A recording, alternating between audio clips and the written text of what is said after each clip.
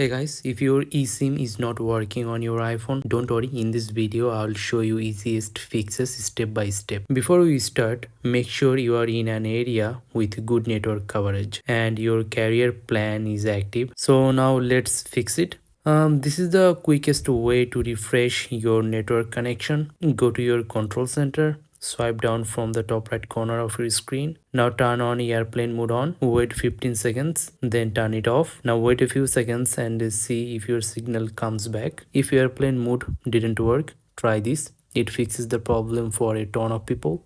Go to settings. Now tap on cellular. Now under your plans, you will see an option called turn on this line. Turn it off and wait 10 seconds and then turn it back on.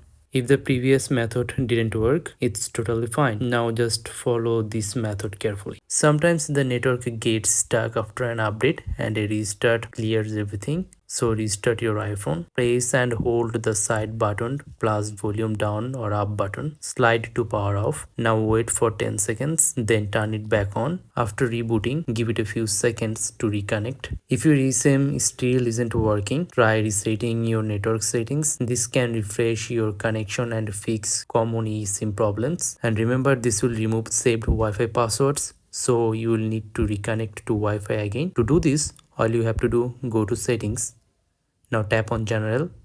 After that, scroll down and tap on transfer or reset iPhone. Then tap on reset. Now choose reset network settings. Then it will ask for your passcode. Now enter your passcode to confirm. Now your iPhone will restart and the network will refresh fully. If nothing has worked so far, this is the strongest fix. Delete the eSIM and add it again. Just make sure you have your eSIM QR code or carrier activation details before deleting it. To do it, go to your iPhone settings.